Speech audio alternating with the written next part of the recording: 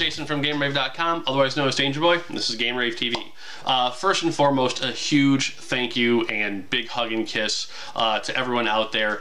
I haven't done a video in probably 2 months, maybe more, and almost every other day I keep getting new and new subscribers to what's already out on YouTube and the net, and you don't understand how awesome that can make someone feel, that even when they can't get to what they love doing, there are people still willing to wait for you and bring you more content. And to everyone out there, both current subscribers and new subscribers, thank you. Like, I really appreciate you guys, and I really love doing this stuff. That being said, new episode of GameRaveTV. Yes, let's do it. So one of the problems I've always had with top 25 lists or top 10 lists or whatever number you want to throw out there is that oftentimes if you look at the same top, let's just say 25 for the hell of it, lists out there, almost every list is practically the same. There's usually only about a 5% difference in titles, which makes it pointless to express your opinion because you're all going to say the same damn thing anyway. So I wanted to take this time to create an actual legacy edition list for the PlayStation, and that is to basically find 27 games that you have to play. But the catch is, instead of it being spread out through the entire library, we're actually going to only pick one game from every letter and a number. So we've got all 26 letters and then the one number. So that being said, we can now actually have it where an entire game series is basically thrust against itself, which is better. 7, 8, or 9 from Final Fantasy, which is better. You know, Madden 2004, 2005, and then once you figure that out, pitted against all the other games in that letter. For the first episode of this Legacy series, we went with the letter K, just because it happened to be the first box of games I found from storage. Now, thankfully, we kind of lucked out with K, because despite being a very small selection of games, K is pretty diverse in its genre. You've got sports games with the Knockout Kings games, you've got the fighting games, the King of Fighters, you've got adventure games, the Klonoa, you have launch era games with Kileak, the DNA Imperative, and all down the line.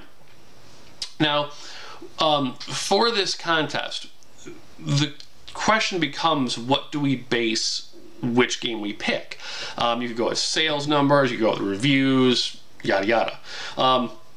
Since this is my list, I basically decided to just go hardcore into it and just ignore any sales factors, ignore, you know, popular demand, etc., and basically just go with the game that I knew 20 years from now I could go back and say, God damn, I need to play that game again. If you're an RPG fan, K includes Kharsia, and or Kartia, I'm not really sure how to pronounce it. In Kharsia / Kartia, it was an RPG where you basically gathered cards, and you could then take cards and combine them to create new elements and new items. Like, for example, if you took a sword card and a fire card and whipped them together, you get a fire sword.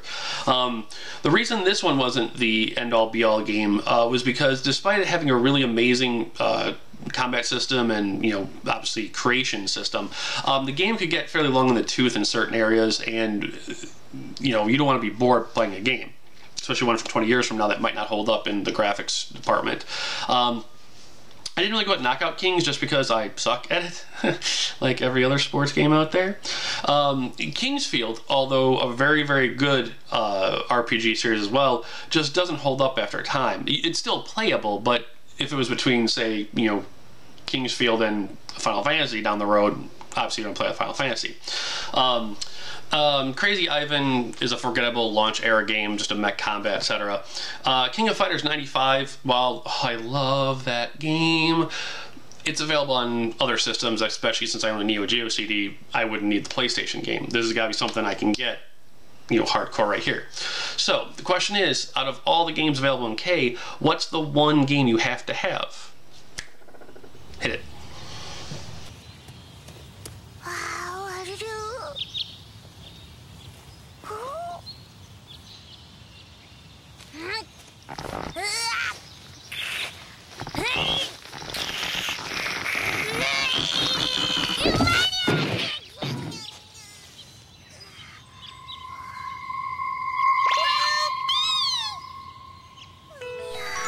That's right, it's Klonoa.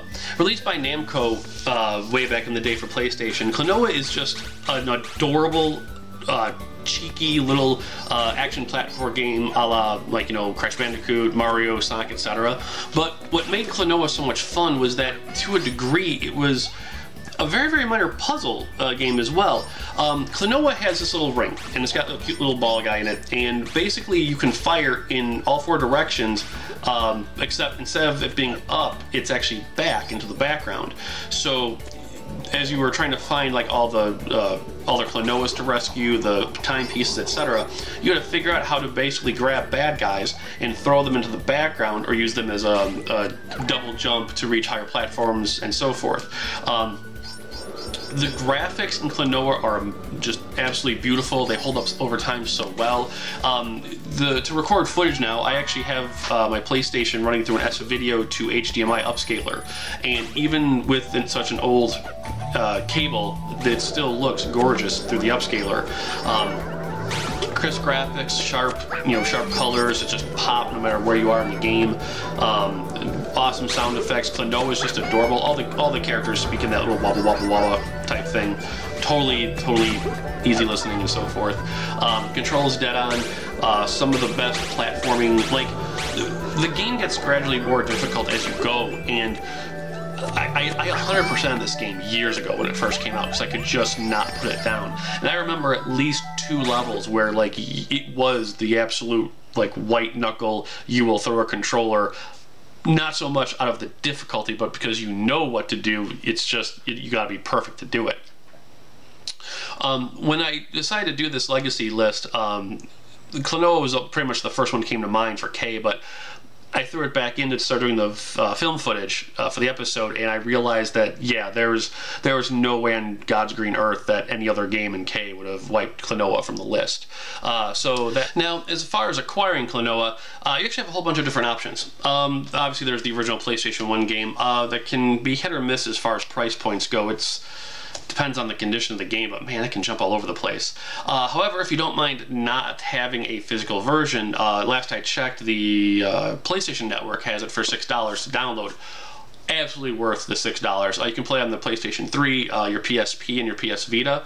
And then if you also have a Wii, Namco released a updated re-release of it, so to speak, but with some interesting decisions in the editing department. They removed the subtitle. It's no longer Door to Phantomile, it's just Klonoa. While both games were in-game cinematics, they completely redid them on the Wii, so they're a lot more closer, cleaner, using the new CG models and so forth. Past that, the rest of the differences can be argued back and forth, but regardless of where you play it or how you play it, Klonoa is just absolutely one of the most beautiful, well put together, slightly difficult near the end games you will ever play, and is the first in the 27 games you need to play on the PlayStation. With K done, we'll see you next time and figure out what letter comes next. See you guys later.